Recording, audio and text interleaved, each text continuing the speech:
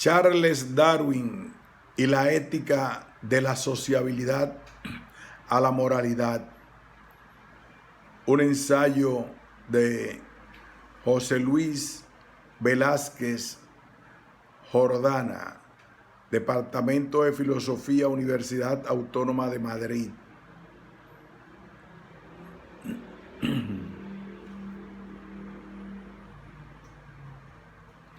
¿Por qué existe tanta polémica en torno a las relaciones entre la ética y la teoría darwiniana de la evolución? ¿Qué separa a los partidarios de una concepción evolutiva y a los partidarios de una concepción tradicional o no evolutiva de la moral? En primer lugar, las concepciones tradicionales de la moral apelan a algún tipo de autoridad mítica, religiosa o metafísica para explicar el origen de la moral humana con el fin de resaltar la superioridad de los animales humanos.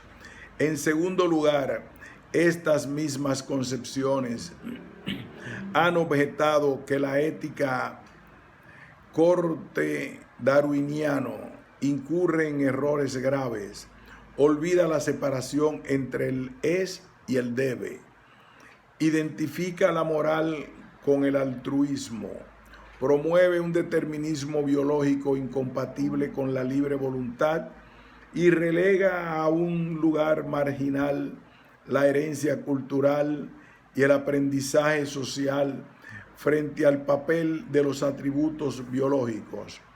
Sin entrar a valorar el alcance de cada uno de estos reparos, resulta oportuno volver al planteamiento original de Charles Darwin, expuesto en su libro The Descent of Man, para ponderar en su justa medida la tarea que él mismo se propuso: la cuestión del origen de la moral exclusivamente desde el punto de vista de la historia natural.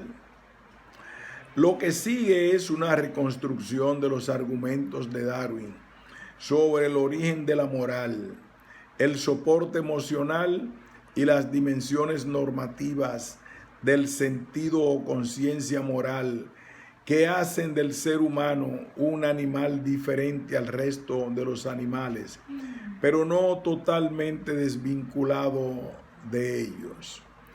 ¿Qué significa explicar el origen de la moral desde el punto de vista de la historia natural? ¿Cuál es el significado de la expresión punto de vista de la historia natural?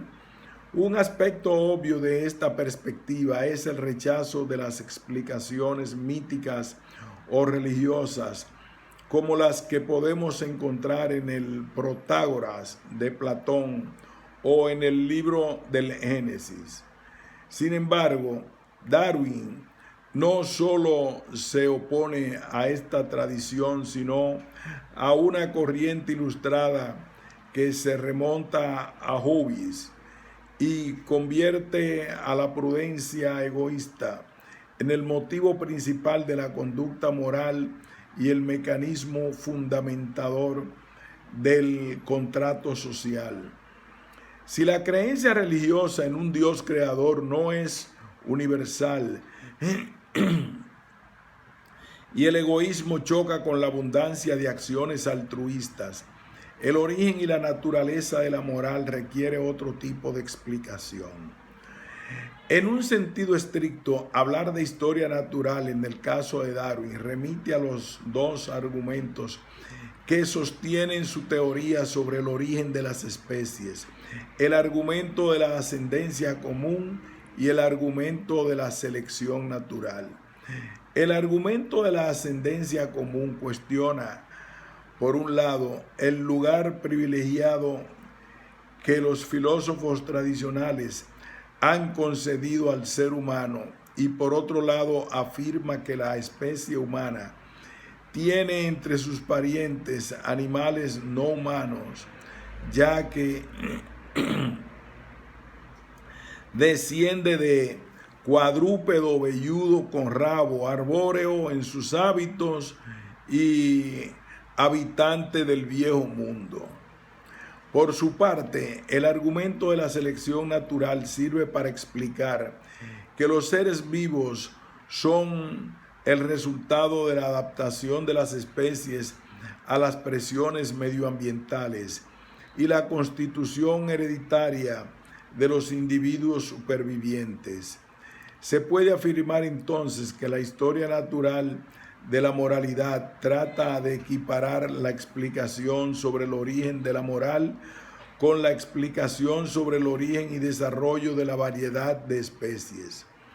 En ambos casos, es la selección natural el mecanismo que actúa como desencadenante. La concepción moral de Darwin pretende demostrar la ausencia de contradicción entre el origen animal del ser humano y los atributos específicos que hacen del ser humano el único ser moral. Dicho de otro modo, mostraría que no hay tensión entre la tesis de la continuidad y la tesis de la singularidad. Entre los animales humanos y los primates median 5 millones de años, pero comparten muchos instintos, pasiones y emociones. El hombre y los animales superiores, en especial los primates, tienen algunos instintos comunes. Todos poseen los mismos sentidos, intuiciones y sensaciones. Sienten pasiones parecidas, afecciones y emociones, aunque sean tan complejas como los celos, la sospecha, la emulación, la gratitud y la generosidad. Practican el engaño y la venganza, están expuestos al ridículo, incluso tienen sentido del humor. Sienten admiración y curiosidad al mismo tiempo. Poseen las facultades de imitación, atención, deliberación, elección, memoria, imaginación, asociación de ideas y razón, aunque en grados muy diferentes. Ahora bien, el compromiso de Darwin con esta tesis de la continuidad no le impide afirmar: una inmensidad separa el espíritu del hombre más abajo del animal más elevado. La conciencia o el sentido moral. ¿Cómo se puede conciliar la tesis de la continuidad con la tesis que atribuye a la condición moral exclusivamente al ser humano? No se trata de una inconsistencia. ¿Cómo puede afirmar Darwin simultáneamente que la diferencia entre los seres humanos y otros animales sociales es de grado y no de esencia, y al mismo tiempo sostener que la moral es un rasgo exclusivamente humano? La filósofa americana Christine Korsgaard nos sirve de ayuda para resolver esta aparente contradicción. Korsgaard sostiene que la diferencia, siendo importante, es de grado y no esencial. En la medida que la condición moral del ser humano puede explicarse y contemplarse en el marco de las transformaciones descritas por la teoría de la evolución y el mecanismo de la selección natural. Así, mientras los instintos sociales y las facultades intelectuales de los seres humanos han evolucionado en una dirección, en el caso de los demás animales ha sido distinta y con un resultado diferente. Sí hay atributos específicamente humanos, se pueden demostrar en términos evolutivos o en términos naturalistas. Por eso, quienes defienden que la disparidad es esencial, se ven obligados a apoyar esta afirmación en una perspectiva religiosa o metafísica. El proceso relativo al origen del sentido moral o la conciencia incluye 4 estadios evolutivos.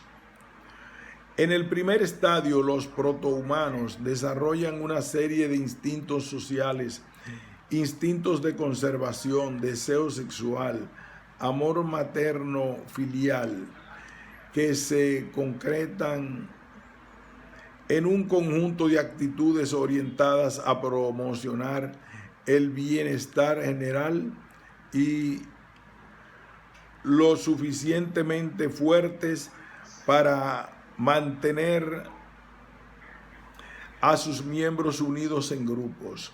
Entre ellos destaca el papel crucial del instinto de la simpatía en la formación de la moral en una doble vertiente, como motivo que impulsa a erradicar el dolor que sufre un compañero y como motivo para eliminar el dolor simpatético.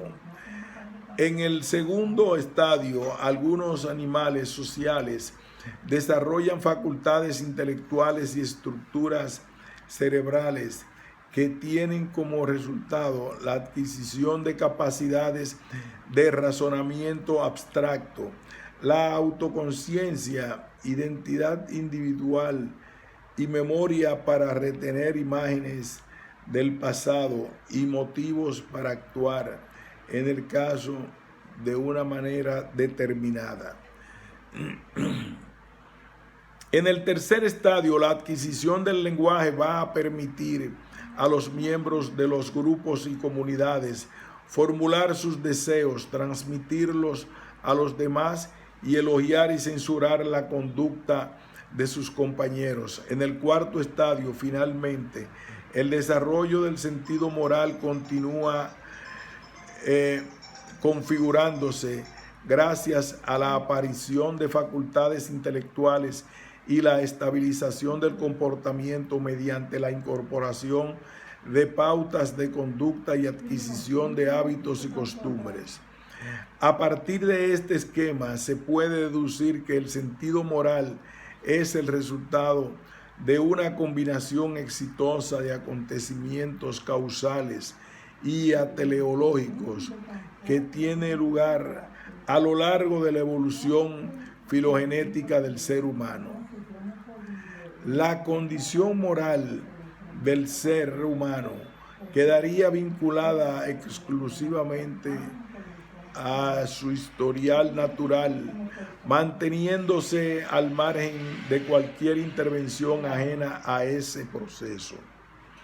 Sin embargo, Darwin da cuenta de algunos detalles que son relevantes tanto para reforzar tanto la base natural de la condición moral como la tesis de la singularidad moral del ser humano. A modo de hipótesis, Darwin establece que el sentido moral tiene su origen en los instintos sociales. La siguiente proposición me parece altamente probable. Cualquier animal dotado de instintos sociales bien definidos, incluidos los vínculos afectivos de parentesco, llegaría inevitablemente a la adquisición del sentido moral o de la conciencia, cuando las facultades intelectuales alcanzan o se aproximan al desarrollo al que han llegado en el hombre. Se trata de una hipótesis porque salvo el ser humano, ningún otro animal ha alcanzado el nivel de las facultades intelectuales del ser humano. La aparición del sentido moral o conciencia no se explica únicamente mediante la identificación en la conducta de instintos sociales. Es necesaria la satisfacción de otra condición, el desarrollo de una estructura cerebral y la ampliación de facultades intelectuales. Esto significa entonces dos cosas. Una, que los instintos sociales son una condición necesaria, pero no suficiente para adquirir la moral, pues requiere de la participación de adecuados rasgos biológicos e intelectuales. Y dos, que el sentido moral o la conciencia no es una consecuencia directa, sin más, de la selección natural, sino que lo es indirectamente como consecuencia de la capacidad intelectual. Pero incluso en el supuesto de que un animal no humano alcanzara un nivel de sociabilidad y capacidad intelectual equivalente al del animal humano, no se podrá afirmar que estuviera en condiciones de adquirir el mismo sentido moral que nosotros. Podrían, dice Darwin, tener un sentido moral que les marcara pautas de conducta muy diferentes. Un rasgo que permite entender mejor la configuración de la conciencia moral humana es la capacidad de deliberación en la resolución de conflictos desatados por instintos o deseos contrapuestos. Veamos cuál la posición de Darwin a este respecto. Si el sentido moral o la conciencia la identificamos sin más con el peso, la fuerza o la intensidad de un deseo o un instinto sobre el otro, entonces el ser humano en poco o nada se diferenciaría de los animales inferiores. ¿Por qué?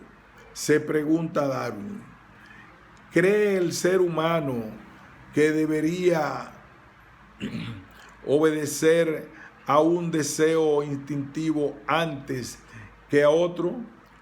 ¿Cuál es la razón o la causa de que el instinto social de la cooperación predomine sobre un instinto egoísta? A la hora de tomar una decisión, alguien se puede enfrentar a un conflicto desencadenado por la influencia de dos impulsos o deseos naturales ante el peligro que significa la amenaza de un enemigo. ¿Cómo hemos de actuar? ¿Emprendiendo la carrera o tratar de proteger a los miembros más débiles del grupo? Si en esta situación los instintos naturales y sociales que subyacen son el deseo de preservar la vida y el deseo de proteger a uno de los nuestros, ¿qué es lo que nos empuja a pensar que seguir uno de ellos es mejor que dejarse influir por el otro? Sin embargo, ¿por qué, a diferencia de los animales no humanos, nos sentimos incómodos en la elección si forman parte de nuestra condición natural? La respuesta de Darwin a este problema, que por otro lado nos remite a la vieja cuestión de por qué hay que ser moral, radica en la combinación de distintos factores. Los instintos sociales son eficaces cuando son persistentes y duraderos, a diferencia de los instintos o deseos individuales, sujetos a variabilidad y cambios. Esto no impide que una vez realizada una determinada acción, el agente reflexione sobre aquella acción del pasado a fin de comprobar si se ha dejado guiar por el impulso más fuerte, ha tenido en cuenta la reacción de los más próximos y finalmente si las consecuencias suponen el perjuicio de los demás. Si la acción en cuestión suscita censura o desaprobación, hay que esperar que el agente reconsidere la actuación y decida comportarse de manera diferente en ocasiones venideras. He aquí, nos dice Darwin, la conciencia que mira hacia atrás y le sirve de guía en el futuro. ¿Cómo nos guía la conciencia moral? Del planteamiento de Darwin se puede seleccionar 3 estrategias morales normativas que hacen referencia a 3 tipos de compromisos no necesariamente aislados ni excluyentes. En la primera estrategia prevalecen los intereses colectivos frente a los intereses individuales, aun cuando los individuos se benefician en tanto miembros de la comunidad a la que pertenecen. La segunda estrategia o estrategia del altruismo recíproco, te arrasco si me arrasca, abarca inicialmente un ámbito más pequeño que la anterior, pero puede llegar a extenderse y dominar no solo por los beneficios individuales. Como esta estrategia requiere memoria, lealtad y capacidad para entender las demandas, puede contribuir a una mayor estabilidad y a la obtención de beneficios sociales por parte de los implicados. La tercera línea de conducta moral apunta a un aspecto distinto, pero complementario de los intereses racionales, colectivos e individuales. Quien forma parte de una comunidad social está expuesto a las actitudes reactivas de censura y elogio que desempeñan un papel regulador en el comportamiento de los animales sociales humanos bajo la forma de sanciones. ¿Quiere esto decir que cuando un miembro de una comunidad social transgrede una norma, la respuesta que encuentra es una reprobación seguida de un castigo aplicado por una autoridad y refrendado por los demás? Pero además, si la norma vulnerada es una norma justificada socialmente y reforzada por instintos sociales compartidos, entonces en la conciencia del transgresor, pero miembro de la comunidad, cabe esperar una reacción emocional en forma de sentimientos de remordimiento, vergüenza y un arrepentimiento. Ante esta situación, Darwin nos indica que el ser humano da muestras de conciencia moral cuando se decide a una reordenación de sus sentimientos mediante una revisión de sus acciones, de los motivos que le empujaron a actuar y una valoración de las consecuencias. Llegados a este punto, estamos en condiciones de elaborar una tipología moral de los animales humanos. El animal humano moralmente bueno es el que posee instintos sociales fuertes, impelido a actuar por simpatía hacia los demás, movido a establecer relaciones de cooperación, dispuesto a obtener la aprobación de sus semejantes y dispuesto a evitar el dolor de la culpabilidad, la vergüenza y el remordimiento. En el otro extremo nos encontramos con un animal humano carente de instintos sociales, indiferente a a la desaprobación social y dispuesto a romper vínculos con los demás a causa del desprecio que le produce.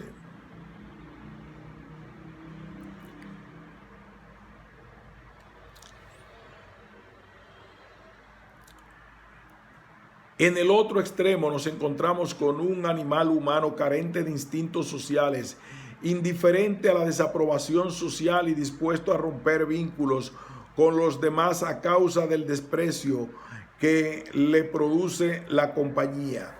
Nos encontramos aquí con lo que Darwin llama una bestia, un natural monster. Por último, cabe mencionar una tercera categoría: el animal humano esencialmente malo. Se trata de aquel que no da muestras de simpatía por los demás, con fuertes deseos de realizar acciones malas, carente de instintos sociales y al que solo le refrena el temor al castigo. La conclusión que se alcanza aquí es que la sociabilidad no coincide con el sentido estricto con la moralidad y por tanto no es exacto calificar de seres morales a todos los miembros de una comunidad social, ya que puede darse el caso de encontrarnos con seres sociales pero no morales debido a un déficit emocional o sentimental. Al igual que otros autores pertenecientes a la Ilustración escocesa, Charles Darwin concede al sentimiento moral de la simpatía un lugar central en la concepción de la filosofía moral. Asume, como Hume, que todos tenemos conciencia de que poseemos sentimientos simpáticos, independientemente de cuál sea su origen. Lo importante para Darwin es que la simpatía es producto de la selección natural, forma parte esencial de los instintos sociales y se refuerza mediante el hábito, la experiencia y la razón.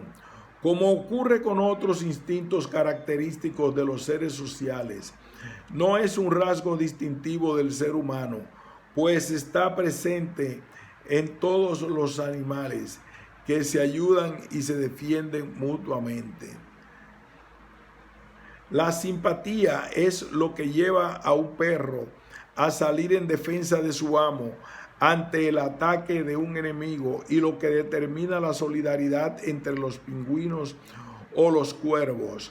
Sin embargo, en el caso del ser humano, la simpatía no queda reducida a un mecanismo instintivo, pues incorpora elementos reflexivos que contribuyen a afirmar y entender la sensibilidad moral más allá de su lugar de origen social y natural.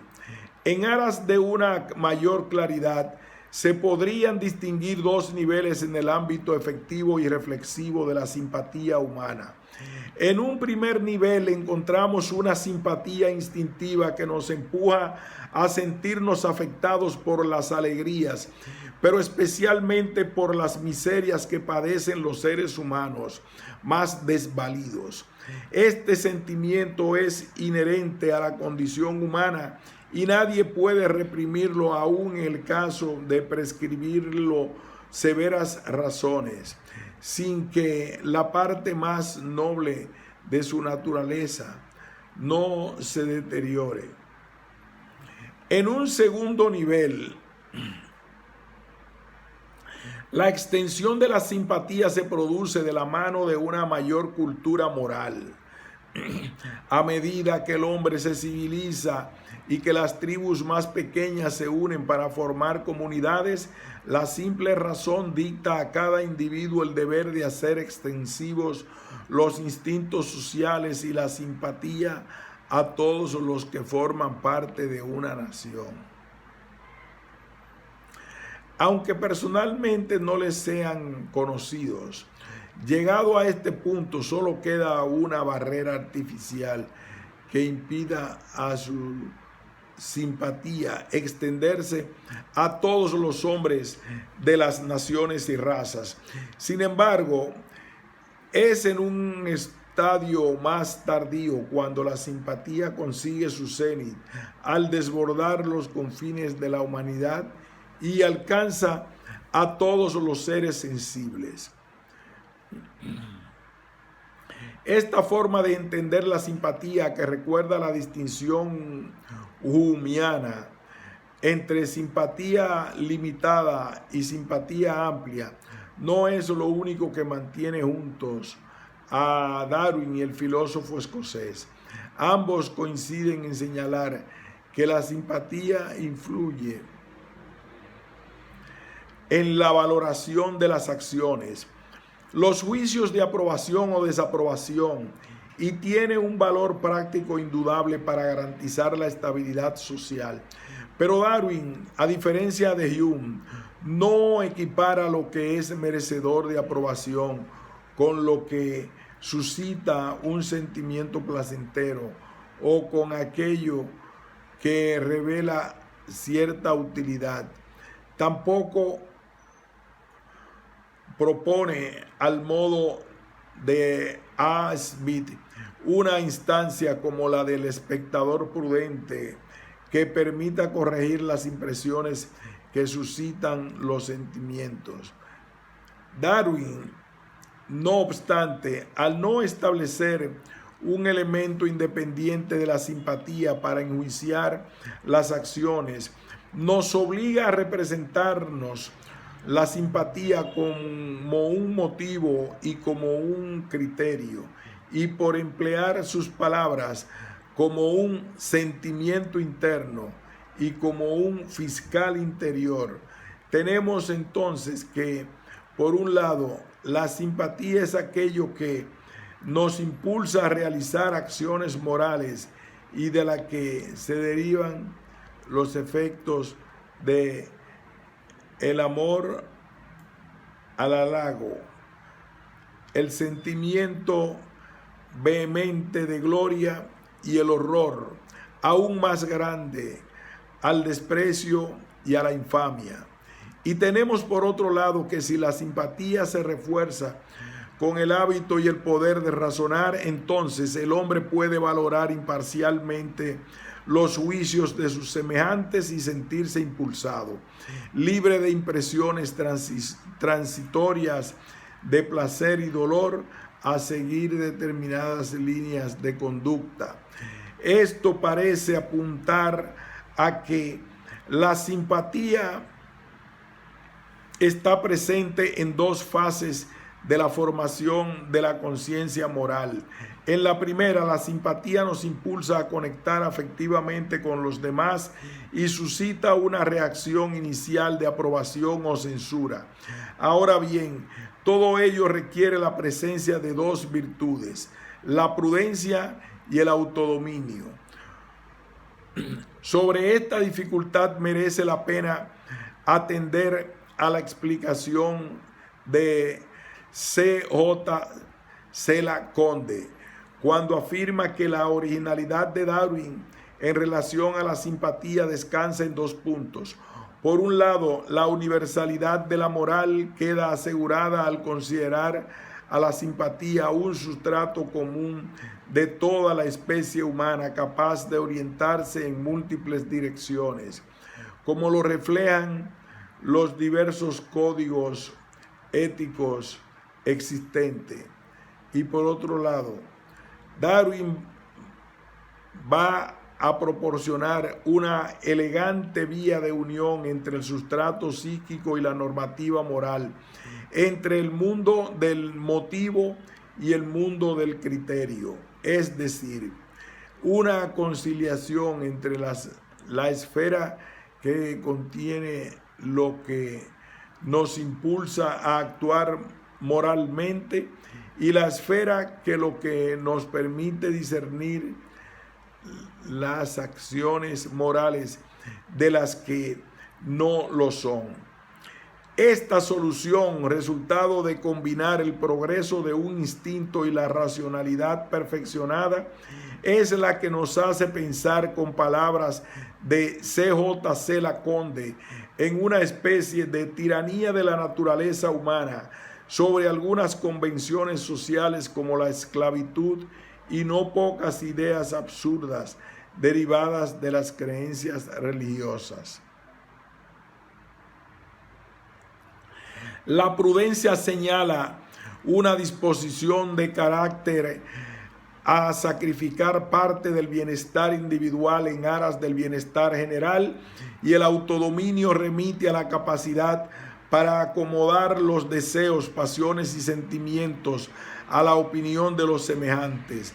Una forma de ganarse la simpatía de los demás consiste en proporcionarles ayuda y a asumir la obligación de actuar bajo el principio de reciprocidad.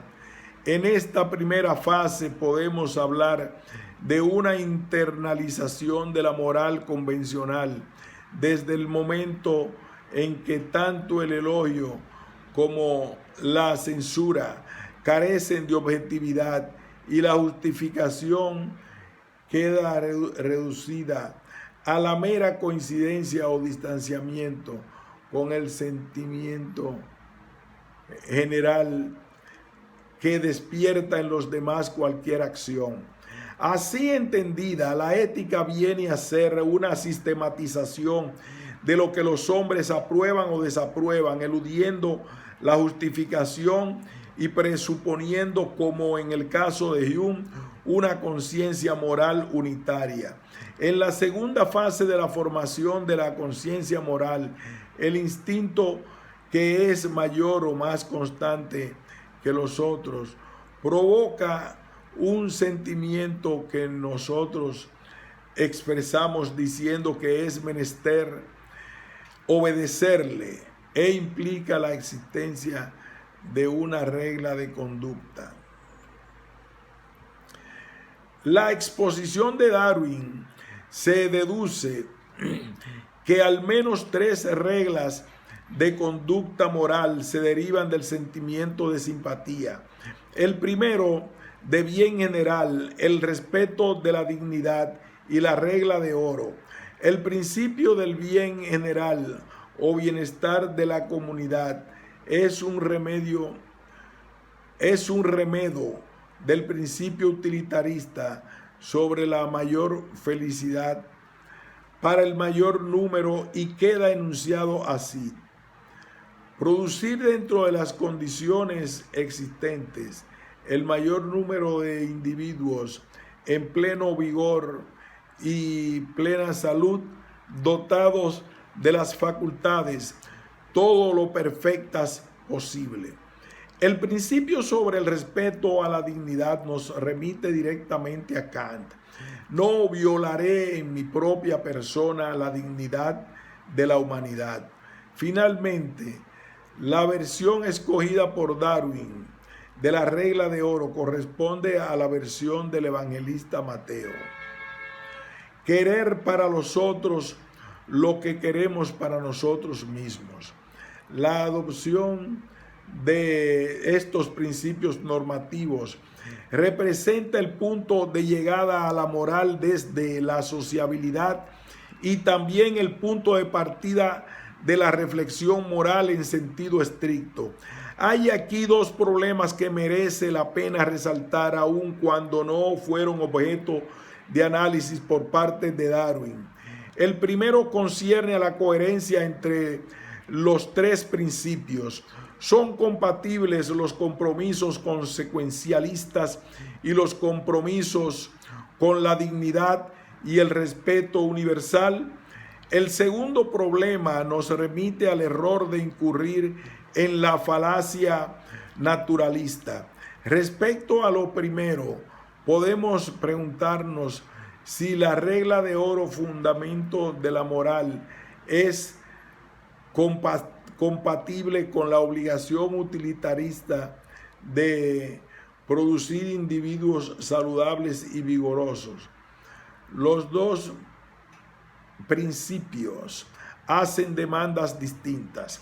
Mientras que el principio utilitarista considera moralmente aceptable realizar todo tipo de acciones que reviertan en el bien general, aun cuando choquen con la libertad individual, derecho a la reproducción de personas con enfermedades, la obligación de respetar la libertad y dignidad individual, supone un freno a las expectativas de contribuir a determinadas formas de promoción del bien general. Respecto a la segunda objeción, se ha dicho hasta la saciedad que el naturalismo moral de Darwin tiene que refutarse, pues ninguna proposición normativa, regla de oro y la regla del bien general, puede derivarse de un conjunto de hechos como son las consideraciones descritas sobre la naturaleza humana. Las causas que explican la adquisición del sentido moral y los motivos para aceptar las exigencias de las normas morales son dos cosas distintas.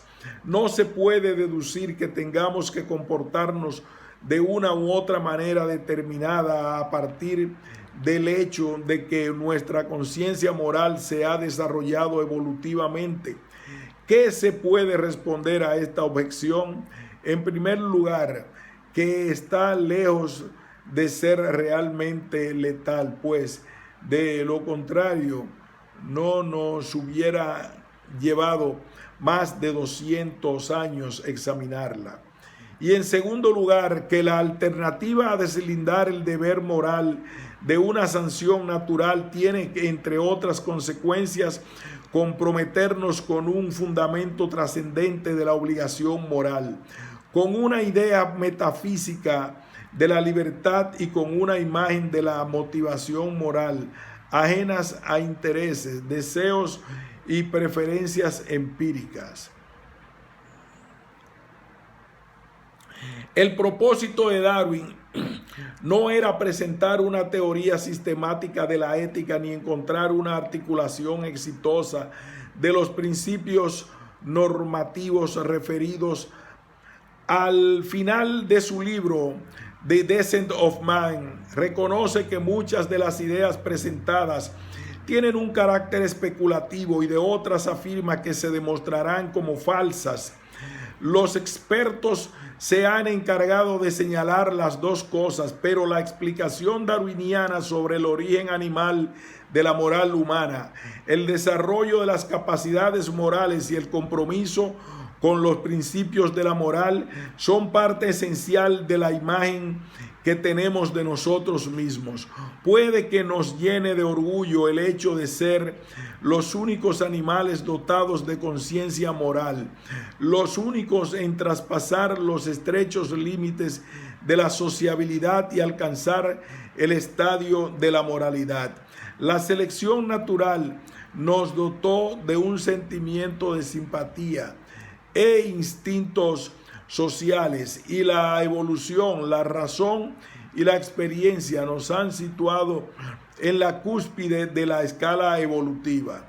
Dicho todo esto, tampoco podemos olvidar las palabras que cierran The Descent of Man de Darwin.